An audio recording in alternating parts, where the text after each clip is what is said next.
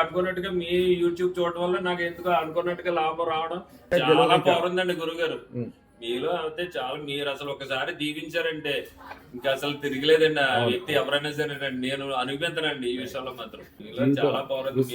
చాలా టచ్ చేసి వెళ్తే మీ కనులు మా మీద పడితే మాత్రం 100% మీ అదే కోటేశ్వర్లు అయిపోతాను నమ్మకం మాత్రం కలిగిందండి. మాత్రం 100% జరిగిపోతాను నమ్మకం అయితే కలిగిందండి స్వామి.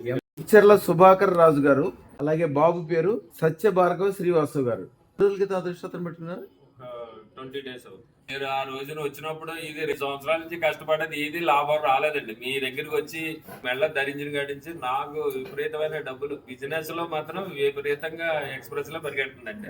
ప్లస్ ఏంటంటే నేను ఇంకెప్పుడు రావాలో మీ దగ్గరికి వచ్చి మళ్ళీ పెద్దరత్నం పెట్టుకోవాలని మళ్ళీ ఈ రోజున వచ్చామండి. అలాగే మా బాబుది ఎంబీబీఎస్ అది వేసుకున్న తర్వాత బ్రహ్మాండంగా పాస్ అయ్యాడు. కానీ మీ దగ్గర ఏదో విచిత్రమైన మాకు లక్ష్మీదేవి ఉన్నట్టేనండి. మాకు నిజంగా మేము మర్చిపోలేకపోతున్నాం అండి. ఏంటి అసలు నాకే ఆశ్చర్యం వేసిందండి. నేను ఎన్ని మంత్రాలు లేదా ఎక్కడెక్కడికో తిరిగాను కదండి, అసలు ఎక్కడ మాకు ప్రయోజనం కలగలేదు. ఇక్కడికి వచ్చిన తర్వాత నాకు 100% నేను రియాలిటీగా చెప్తున్నాను సార్ గురువు గారు. నాకు మాత్రం బిజినెస్ లో మాత్రం మంచి ఒక లెవెల్లో పరిగెడుతుందండి. ఏంటో ఈ అద్భుతం అనేది నిజంగా మీరు సాక్షాత్తు లక్ష్మీదేవి అనుకుంటున్నానండి. చాలా పవర్ అండి గురుగారు. నిజంగా నేను అసలు నమ్మలేదండి.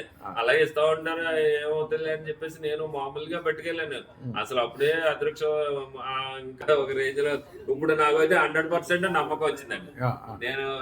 నేను ఎంత వ్యాపారానికన్నా ఎదగలను అనే నమ్మకం మాత్రం నాకు బాగా వచ్చింది సార్. 100 కోట్లు దాటిపోతారా?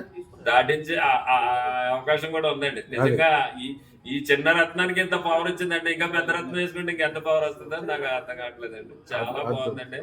చాలా ఆనందంగా వచ్చామండి మీ ఇద్దరం ఈ రోజు.